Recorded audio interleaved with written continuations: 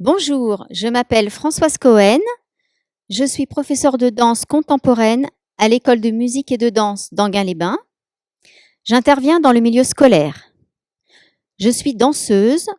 J'ai participé à de nombreuses créations avec la compagnie d'Ingrid Keuzmann et de Pascal Fleury. En septembre, j'ai dansé à l'abbaye de Royaumont la danse des éventails du chorégraphe Andy de Groot.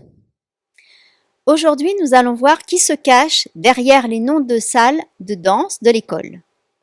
Qui était Pierre Beauchamp? Alors, Pierre Beauchamp est danseur, chorégraphe, pédagogue français, né en 1631 et mort en 1705. Il appartient à une dynastie de maîtres à danser au service de la maison royale. Il figure parmi les meilleurs danseurs de la troupe de l'Académie royale de musique. Sa carrière d'interprète se prolonge jusqu'à un âge avancé. Il fait ses premiers pas de chorégraphe en assistant Jean-Baptiste Lully, puis est nommé intendant des ballets du roi vers 1661. Il règle de nombreuses entrées dans les ballets de cour des années 1660. Il collabore avec Molière à la cour, puis comme chorégraphe et chef d'orchestre de la troupe du roi au Palais Royal en 1672 et 1673. Ensuite, il règle les divertissements chorégraphiques des opéras de Lully. Selon Philippe Rameau, il est pendant près de 20 ans la machine à danser de Louis XIV. Beauchamp s'impose d'abord comme un danseur virtuose.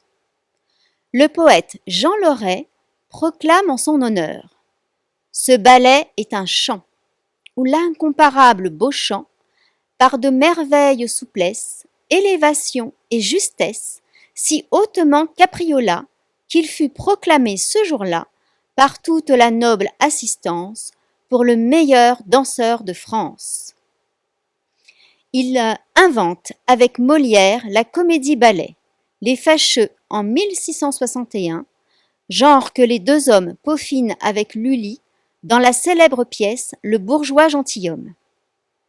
J'ouvre une parenthèse, cette pièce est programmée à la Comédie Française en avril-mai de cette année.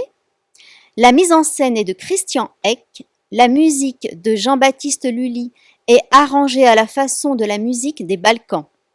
La partie chorégraphique est composée par Rémy Boissy. Je ferme la parenthèse. Il met également au point un système d'écriture de la danse, en usage vers la fin du XVIIe siècle, qu'il néglige de publier. Son disciple, Raoul Feuillet, le devança. Grâce à lui, nous avons conservé jusqu'à ce jour des chorégraphies de la danse baroque.